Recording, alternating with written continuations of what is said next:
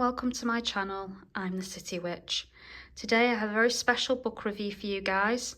This book is written by Stephanie Woodfield and it's called Dedicant, Devotee and Priest, a pagan guide to divine relationships. So let's dive in with a cup of tea and a nice muffin.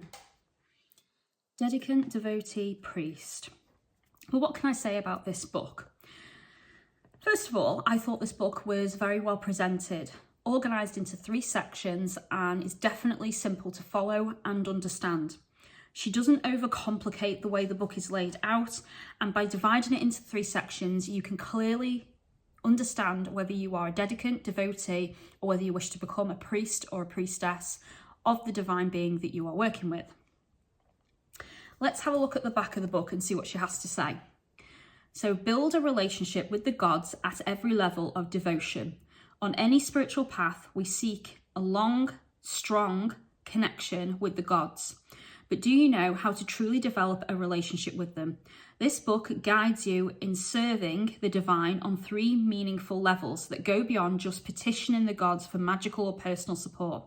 Dedicant, devotee, priest provides down-to-earth explanations of what it means to venerate a deity, how to know when one is trying to get your attention, and more. Stephanie Woodfield expertly guides you through 3 distinct paths: devotion, fostering a relationship; dedication, formalizing agreement to serve a particular deity; and priesthood, facilitating others' bonds with the deity in addition to tending to your very own.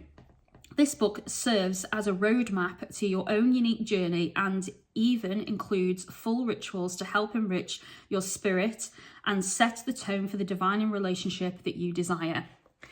So, what I know of Stephanie Woodfield, I've only read one other book by her, and that was the Dark Goddess book that she created. Now, that was one of my favourite books at the time, and I really enjoyed working my way through it. It was very informative, and it gave you a little taste of each of the different dark goddesses that she chose to include in that book. It was never meant to be a complete tome, and it doesn't offer the complete information on any deity.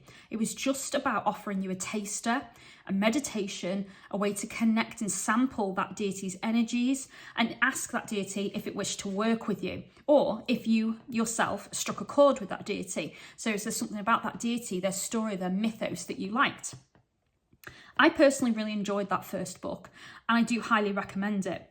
This book was a really nice finishing touch to that because it takes your relationship with any deity deeper, and it helps you understand the different ways that you can work with any deity or even a spirit. So what are the differences between the 3? So first of all, let's consider dedicant. So to dedicate yourself to a deity is to formally commit to them. It is a sort of oath or agreement, a promise, if you will, that must be kept.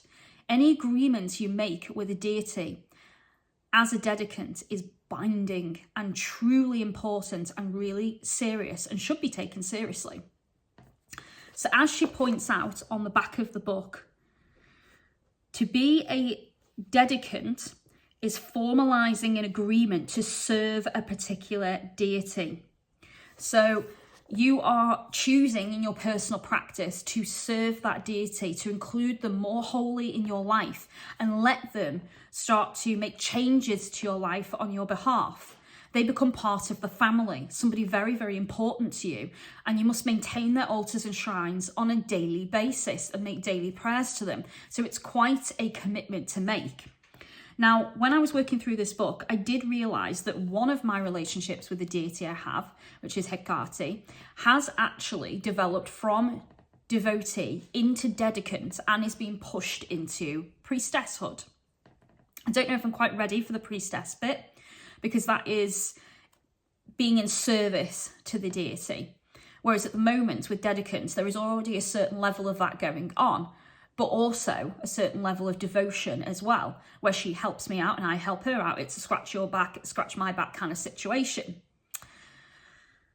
Many of my others, I realised I'm more of a devotee. So what is a devotee? A devotee is someone who has a strongly held belief in a god, religion, or a faith. The divining aspect of a devotee is devotion. A devotee honours the deity or spirit through acts of devotion and communication. So there is still a certain level of commitment there, but it's more fluid. You have control. You can choose how often you can put energy into a relationship with any being that you're connecting to. You can choose to build a shrine or an altar. You can choose how often you communicate to that spirit or deity and how often you show them devotion. So it's more relaxed. And that is the kind of relationship that most people have with their deities. It becomes more serious when you develop it into Dedicant, where you make promises, you have a contract that is binding and you take it extremely seriously. And to break that contract, there are consequences, and the deities will in fact punish for things that you've not done or things you promised to do and then you didn't fulfill that promise. So what is a priest or a priestess? A priest or priestess serves their deity and often the whole community. They do not serve themselves, and much of their time is taken up by leading rituals, offering counsel and guidance, and being the conduit for the will of the gods. So that takes it to an even bigger level of devotion. You are stepping into the role of priest or priestess. So think about the ministers in churches or the vicars. They lead ceremonies. They bring whole congregations of people together in devotion of that one being. They run entire rituals and ceremonies. They offer guidance and counsel, absolution. They talk about the mythos and the path of the divine. They open up new people to the path of that particular spirit or deity, giving them a chance to connect, offering themselves up as the conduit to the gods. Sometimes that does involve possession. Other times it's the gods speaking through them, giving them messages, dreams, symbols, or talking to them through various different forms of divination in order to offer counsel and guidance to the larger community and group. So you're in service of other people and the deity, not in service to yourself. And this is where people would have to really check and talk about their ego, and they would have to recognize their faults and flaws as a human being and recognize where they would go wrong. I think for a lot of people that would be quite difficult, because when you're in a position of power and authority, it's very easy to let all that go to your head. So there was a lot of talk of that in this book, which was very interesting. So pros and cons. What did I love most about this book? Well, first of all, it's very well presented. It's organised into the 3 sections of Dedicant, Devotee and Priest. It's very easy to understand and it flows nicely. And I think it's simple, the way she tells you about the different sections and the different types of devotion as well. She doesn't overcomplicate it with big words. She doesn't make you feel like it's too much. She clearly outlines the differences and helps you decide which type of relationship you have with which deity. She also covers some very interesting topics in this book. She talks about, for example, you can worship and devote yourself to more than one deity. You will often have many different altars and shrines to different deities in your home and life. But what you need to make sure is that you can devote a certain level of time to each and every one of them. If you're finding that one of them is going on the wayside, that relationship is going to fizzle out, disintegrate, or, which is in the case of most people, that deity or being is going to get mad at you and punish you because you're neglecting them, ignoring them, not following your duties, responsibilities, or fulfilling your promises. So there is a matter of time, responsibility, and how much energy you can put into the different amounts of deities. And it's not like Pokemon, guys. You do not have to catch them all, and you do not have to work with deities. You do not have to have a deity in your life. But if you are thinking about connecting to a deity, or you're new to deity work and you're thinking about connecting to a deity, or even if one is just coming into your life, this is an excellent book to teach you about the differences and all the things you're going to need to know about working with a deity. Stephanie Woodfield provides suggested exercises at the end of each chapter to help further your connection with the divine beings you want to work with. Some aid with bonding to that deity, challenge you on the myths of that deity and your full understanding of them. Some of them help you think about your own path with divine. What do you want from that relationship? What boundaries and contracts should you set up? So really interesting stuff. Other things I like about this book, there is some excellent sections on mythology versus UPG, which is unverified personal genos. So we have a lot of people online, particularly TikTok, I see this a lot on, who talk about their personal experiences with a certain deity, but then they feel the need to enforce that on others and say, well, that's not my experience, or that's not true. But then their argument is based in personal UPG. It's not actually factual in mythology. And we need to know the differences. So there's a whole section talking about how to tell the difference between the mythology, the mythos of that being, and what is UPG, and how to split them up and clearly see them in other people's conversations and talks as well about these beings. And I thought that was really fascinating, because knowing the differences is really important. And I have to say, there was a number of things that she mentions that I hadn't really thought about myself. So that gave me food for thought. And that's something I really enjoy about a book, when it's able to teach me something new and I'm not just moseying on through it and not learning anything. So there's definitely some stuff in this that I had to think about with my relationships with spirit and the divine. Another thing she covers is how to build a shrine or an altar, how to carefully make offerings, and how to choose your offerings based on your deity, as well as how to correctly dispose of them. She also talks about prayers, and she gives you a method on how to break down and design your own prayers that are sacred to you and your deity, which was also something I really loved about this book. I'm now going to show you the chapters and walk you through what's included. So first off, you get an introduction, which is the path of devotion. Then chapter 1 is about the devotee. So in that, she covers what is a deity, building a connection to deity, prayers, offerings, and unverified personal genome. So this is where she talks about the UPGs we were talking about. Chapter 2 is the Dedicant. So when the gods call, oaths, vows. She talks about patron deities and other divining relationships. So she breaks down what is the difference between a regular relationship and a patron deity, and how does one gain a deity as a patron? How do they become a patron? Okay. And then part 3, priest. What is a priest or a priestess if you're a woman? Being in service to the gods, service to your community, and ocular work, speaking for the gods. Now, there's a lot of really insightful, hard-hitting information in that section.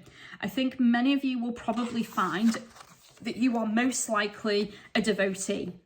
Some of you might find that some of your relationships have developed into dedicant, but very few of you will probably claim that you are priests or priestesses. Or if you have claimed that in the past, after reading this, it might make you rethink that information that you've been putting out to the public and kind of go, well, actually, maybe I'm not. Not if I'm trying to serve myself, bolster myself, boost myself up, make myself seem more important. None of those things are correct to being a priest or a priestess of a divine being. It's all about you promoting and spreading the words of that deity, knowing 100% the mythos of that deity, helping others connect with that deity, running rituals and ceremonies in honor of that deity, maintaining a shrine where people can come and visit, hosting rituals, allowing yourself to be a conduit for that deity, whether they speak through you, through some form of divination or dreams, or physically speak through you, where your voice changes, or whether you allow them to possess you. There are different levels of priesthood and priest responsibilities, and it's going to vary from different religion and faith as well, so it's not all the same, and she talks about that very thoroughly in this book. So overall, what's my opinion of this book? Well, it's quite high. I actually really liked this book. I thought it was really good, really informative, and gave excellent information, and it's a good starting point to learn about how to connect with deities and what kind of relationship you want to have with your deities, or what kind of relationship do you already have with your deities. And this is definitely something I hadn't thought about. There was a lot of food for thought in the exercises she gives, and I'll give you some examples of the exercises just so you've got an idea. So getting to the end of this chapter, so she talks about journal work, and then she suggested exercises. So one of the suggested exercises in this chapter is take some time to discern what connecting to the divine feels like to you. Is it a feeling, a sound, a smell, a sensation? Spend some time journaling about this. And that's really interesting, because when one of my deities come through, I always smell roses. Just before she will make her presence known, there's roses. Another deity of mine will actually breathe on the back of my neck. He's actually quite tall. He stands over me. I usually hear some kind of footprint, sounds a lot like a hoofbeat on the floor just before I'll get that breath on my neck. So different deities come through differently to each of us, depending on the senses and how they want to communicate with us. So that was a really interesting thing to do. Let's see, another one. Find a picture or virtual tour of a sacred site that has meaning to you. Spend time studying the picture or rewatch the video tour of a sacred site. Print out a picture if you can. Take in the details. Spend some time doing journal work where you visit the site. What were your impressions? Did you encounter the deity connected to the site in your journal work, or get some impressions from the spirit of that place? Journal your experiences. So she's encouraging you to visit sacred sites, temples, shrines.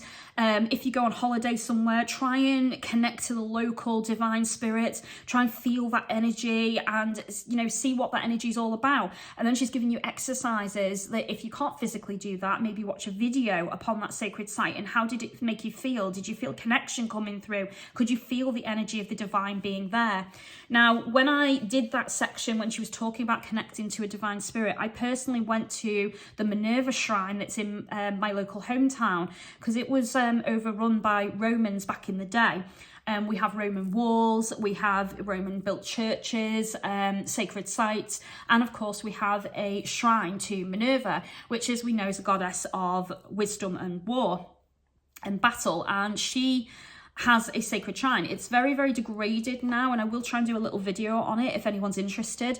But I went there and I connected with that because I was able to do so. When I went over to Italy this year on a holiday, I was able to connect with the local spirits there. So there was a couple of spirits that were mentioned quite a lot by the locals. There was also Madonia, which had a lot of shrines all around the streets. There was a lot of different cathedrals there as well, where you could go and connect with Mary, you could connect with Jesus, and obviously the Catholic God if you wanted. And some of those experiences and visiting those sites and feeling the prayers and the worship there was really quite interesting. So even if it's not a deity you particularly want to connect with, learning how to connect with that energy, recognizing that energy in a sacred space was really quite interesting. I thoroughly suggest that you all consider doing something like that, because it definitely was insightful for me. So my conclusion on this book: really good book for beginners. It's definitely going to help you decide what kind of relationship you have with divine spirits, and it's going to help you build a further relationship to any new beings. It's going to help you decide what kind of relationship you want, in the sense of, do you want it to remain as a Dedicant, or do you want to start progressing that into priest or priestess?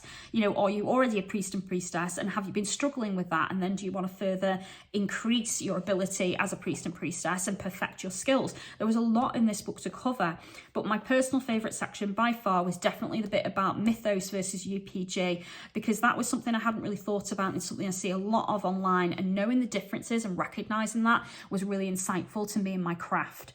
So personally, I score this book a good 8 out of 10. There was a few things I wish she'd have included or she'd covered in slightly more detail, but that was just me being nitpicky, I think. Everything else about this book was really good, and I highly recommend it. So an 8 out of 10 from me. So if you enjoyed this video, guys, please give me a thumbs up. Click the bell so YouTube will tell you when my next video comes out. If you'd like to offer like, love and support to this channel, you can do that through Patreon or my Amazon wishlist, and both are provided. If you'd like to book a reading or any spell work done by me, you can contact me through Facebook, Twitter, Instagram, or via email, and all the links are provided, guys. Happy reading, and I'll speak to you soon. Blessed be.